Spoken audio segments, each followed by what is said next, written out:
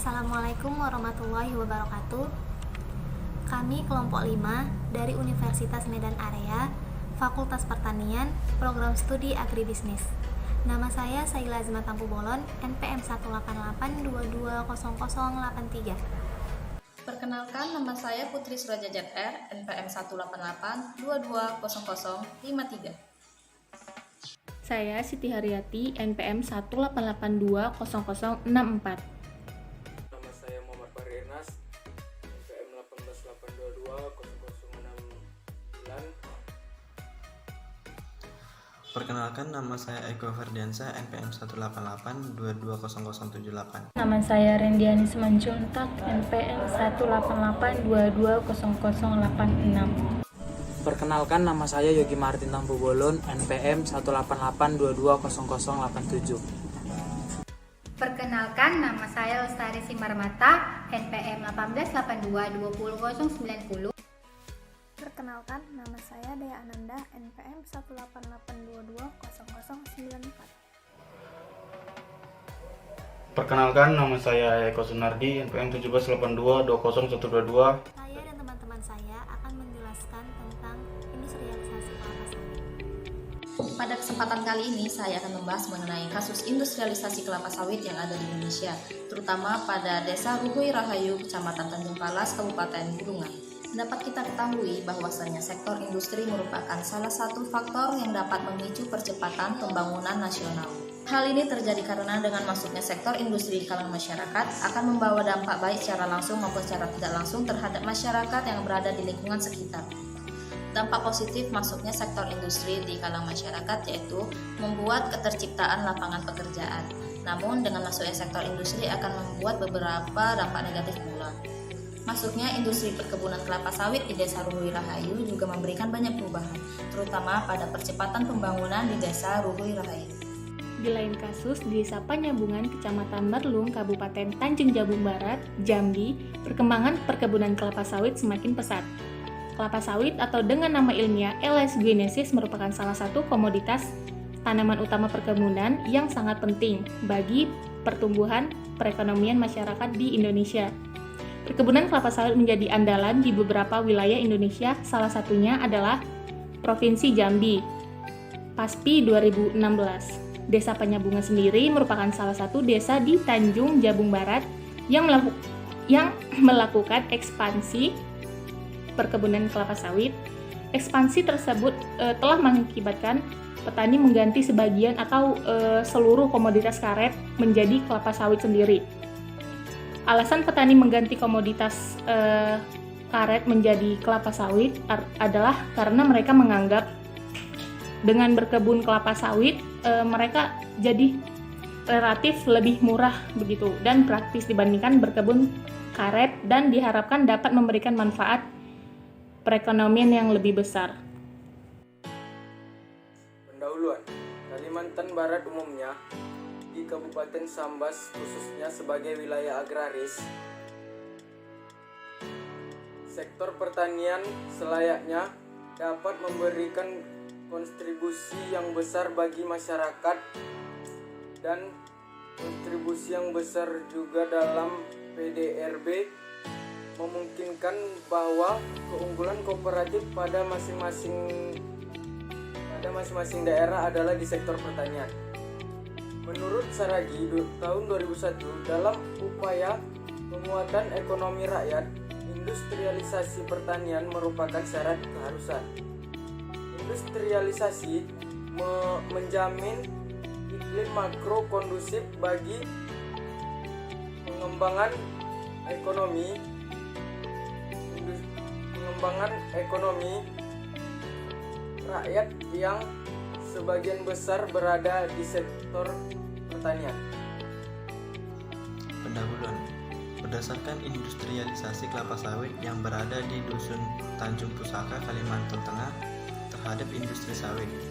Industri sawit di Indonesia ini merupakan komoditas terbesar di dunia. Walaupun industri sawit menyumbangkan stimulus untuk perekonomian, namun dampak negatif terkait lingkungan hidup dan sosial tidak terhindarkan. Perkebunan sawit yang masih membutuhkan lahan luas dan tidak hanya lahan hutan, bahkan lahan gambut menjadi lahan untuk bertanam sawit. Berdasarkan pada studi kasus di Riau sebagai penghasil kelapa sawit terbesar di Indonesia. Indonesia adalah ekspor terbesar kelapa sawit. Potensi ekonomi tanaman ini sangat besar. Perkebunan kelapa sawit menjadi dilema untuk memajukan perekonomian negara dengan berbagai turunan produk menjadi produk andalan. Setiap subsektor industri terjadi dilema pengembangan dan ekspansi usaha kelapa sawit untuk memerlukan energi alternatif dan pangan dari perspektif lingkungan. Terima kasih. Masuknya sektor industri dalam masyarakat juga akan mempengaruhi kestabilan sistem yang telah ada di dalam masyarakat. Hal ini dikarenakan sektor industrialisasi merupakan sistem baru dalam masyarakat. Berdasarkan penelitian di Kelurahan Loa Janan Hilir mengenai dampak masuknya sektor industri, dapat disimpulkan bahwasanya masuknya industri ke dalam masyarakat ini menyebabkan banyak perubahan. Perubahan tersebut tidak hanya pada aspek ekonomi masyarakat saja, namun perubahan dalam kehidupan sosial masyarakat juga. Nah, perubahan tersebut diantaranya terdapat dalam hal kerjasama dalam masyarakat, sifat gotong royong masyarakat, tingkat persaingan masyarakat, tingkat kriminalitas, dan aspek-aspek lainnya. Menurut penuturan Suryansyah, 32 tahun RT 01 Dusun Tanjung Pusaka, menyatakan umumnya warga bermata pencarian sebagai nelayan dan sebagian besar berasal dari etnis Dayak Ngaju dan Dayak Bekumpai dengan agama mayoritas yaitu Islam. Warga Tanjung Pusaka sangat patuh terhadap nasihat leluhurnya agar melestarikan lingkungan hidup untuk dapat diwariskan. Selain itu, warga memiliki trauma ketika saudara ataupun rekan dari dusun lain yang menjadi buruh industri sawit karena tidak lagi memiliki tanah garapan dan kehidupannya tidak lebih baik dari sebelumnya. Masifnya industri sawit terkait dengan kebijakan pemerintah yang pro terhadap investor asing. Industri sawit memperlihatkan bagaimana Indonesia menjadi negara pinggiran dalam tatanan globalisasi ekonomi. Namun, di tengah-tengah tekanan global, beberapa kelompok kecil masyarakat melakukan tindakan resistensi terhadap liberalisasi ekonomi melalui industrialisasi minyak sawit. Konsekuensi industrialisasi adalah penggunaan lahan yang luas sehingga mempersempit kehidupan sosial warga yang telah dibangun.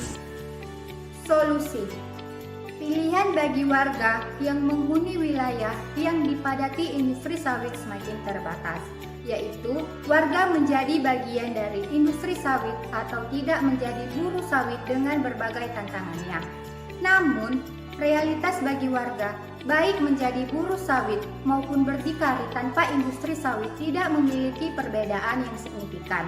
Pilihan berdikari tanpa industri sawit menjadi opsi yang lebih baik karena memiliki lahan maupun alat produksi. Sementara, warga yang memilih menjadi buruh sawit harus dihadapkan dengan kenyataan kosong, yaitu tidak memiliki lahan, kondisi lingkungan hidup yang kritis, dan kondisi ekonomi yang bergantung kapitalis dan politik komoditasnya. Tatanan kehidupan sosial yang rapuh akan merusak ekosistem yang ada dan berdampak kerusakan lingkungan hidup, yang kemudian akan merugikan kelompok-kelompok masyarakat yang rawan berdampak resistensi yang ditunjukkan masyarakat bawah dan marginal sebagai bentuk kemarahan dan perlawanan. Apabila hal ini tidak mendapatkan perhatian, maka konflik dan kekerasan mungkin akan terjadi. Maka analisa dampak lingkungan hidup dan sosial tidak dapat dipisahkan, sehingga perlu kerjasama dari berbagai pihak, baik pemerintah, swasta, dan masyarakat, dalam kebijakan pengelolaan perkebunan yang dapat memberikan dampak ekonomi, namun memperhatikan lingkungan, salah satunya dengan sertifikasi ISPO atau RSPO. Sini saya akan membacakan kesimpulan dari hasil kerja kami. Yang pertama yaitu sektor industri merupakan salah satu faktor yang dapat memicu percepatan perkembangan nasional.